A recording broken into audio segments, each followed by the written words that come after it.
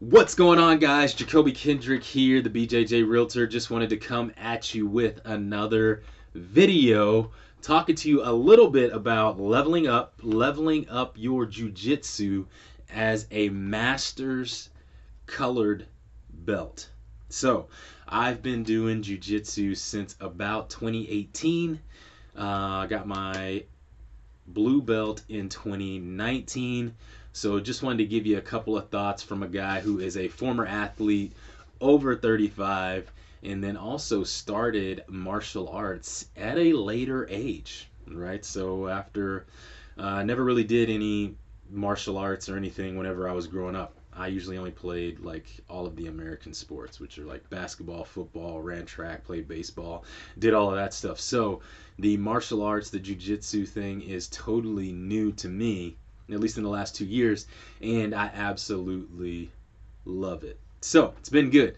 And so I was just thinking, sitting around, and just had a couple of thoughts. So I wanted to share them with you. I'd be interested to hear what your thoughts are as well. And so I got three things here. I wrote a couple of notes here. I'm going to be looking at them. But this is how you can level up your game. Top 3 ways to level up your game as a master's colored belt is what I would say. All right, number 1 is you got to go to class. So in order to get better, you got to learn from those that are better than you. Personally, my take, at my academy, we have multiple black belts that are teaching. Learning from them. My professor has been doing jiu-jitsu for a very, very long time. I think he's got 30 years in jiu-jitsu, over 30 years in jiu-jitsu. So he's black belt, been doing it for a long time, knows absolutely everything there is to know about doing jiu-jitsu. So you need a great instructor, but then once you have a great instructor and you have a great school that you're going to, you need to go to class. And so when you go to class, our school, they offer fundamentals classes, and then once you're done with fundamentals, you move to an intermediate class where there's a lot of teaching and a little bit of rolling. Then after that, there's an advanced class where there's more rolling, teaching, and then more sparring in there as well. And then after advanced, we have our competition training where the athletes who actually compete go to competitions, do super fights, that sort of thing, or even guys that are fighting MMA and that type of stuff. That's the class they go to, where it's just all out sparring and they're just like trained killers in there. Our school is like, we've got so many world champions at our school, it's ridiculous. So that's what I would have to say is go to class. When you're a beginner, obviously fundamentals class is the number one that you need to go to. You don't know anything. You don't know how to fall. You don't know how to take people down. You don't know how to do any of that stuff. And so fundamentals is number 1. And then you just got to be consistent with it. So get you a schedule when you can go. Whenever I'm getting ready for competitions, I'm pretty much there every day of the week, pretty much 6 days a week when you're getting ready for a competition. So it's like competition season right now. We got American Nationals and Pan Ams and all of that going on, Master Worlds. And so basically, we pretty much live at the school right now. Once that's over, it'll back off a little bit. Won't be going to as many competition classes, more fundamentals classes, advanced classes, and intermediate classes. I like to hit all of the classes. Fundamentals especially, because you always need that. You always need to be renewing what you've learned, and the fundamentals are always key in whatever you do. And so always going to fundamentals class, but I also still like to go to intermediate, advanced class as well as competition class, because for one, you get teaching. Different instructors are teaching those classes, so you get the same technique from different perspectives. Which is really good. But also in those classes, you get to roll with everyone, right? Not just competition level folks. You get to roll with folks that are a little bit less skilled than you, and then there's might be also people in there that are more skilled than you. If you're a colored belt, which is what this video is about, if you roll the white belt, it helps you with your attacks.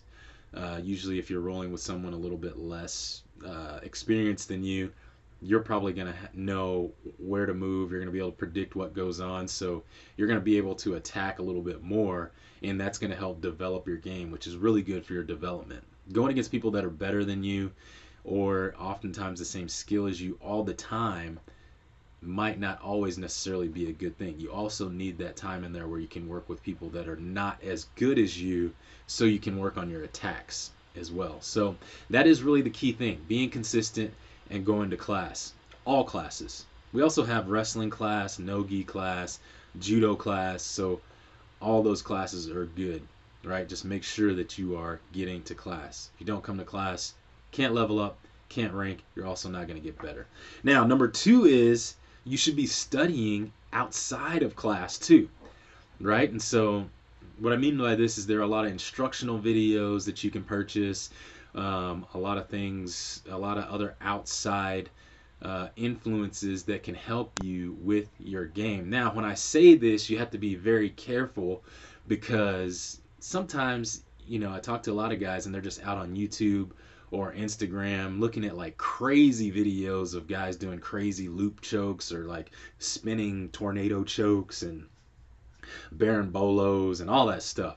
And so, I'm not saying go out and look at that type of stuff. What you want to do though, for instance, at our academy right now, we are learning a lot of deep half stuff.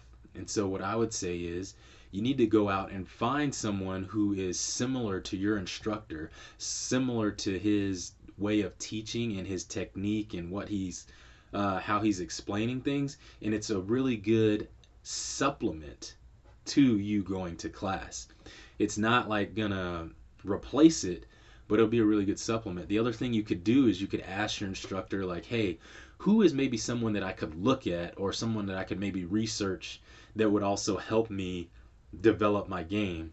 And so being able to watch other people and how they do it, it's always good to hear other people teach something because getting it from different perspectives is always good because we've all got different body types, different flexibility, mobility, all that stuff. And so one thing that might work, for instance, for my sensei, my professor, might not necessarily work for me because my body might not even be able to move in the way that his body moves. And so that's what I would say is just supplementing your training going to class with videos and studying and breaking down how things are actually being done and asking your professor, who can I possibly look at that is going to be able to help me out with this position, right? Really, really key. I think that is like one place where you can get a jump on other people and looking at the fine details. So if you realize, this is how I do it, to give you a little bit of an example. If we're doing deep half, let's say, for instance, we're doing that right now at our academy, and let's just say like I'm having trouble entering into the deep half. Like whenever I go to get underneath the guy, I'm putting my arms in the wrong position in order to actually get underneath them. Well, if I know that that's where I'm getting stuck, I can watch a video. I can get a video, for instance, from Bernardo Faria and check out his deep half and listen to and watch him compete. For one, you can watch him compete, and if you get like an instructional video from him, you can listen to how he also explains entering into the deep half. And then you can just watch his videos on how he does that. And then once you do that, make it a point when you go back to class to put yourself in that position so you can train that position again. Don't be like bent on winning rounds, but be bent on getting better at that position because that's what you're studying and that's what your school's going over at that time. So that's how I would do that. And then lastly, what I would say is I think you should compete. So if you're a beginner, obviously you've got to develop your skills, get better to where you're comfortable, it's going to be safe for you to compete. Talk to your professor about competing.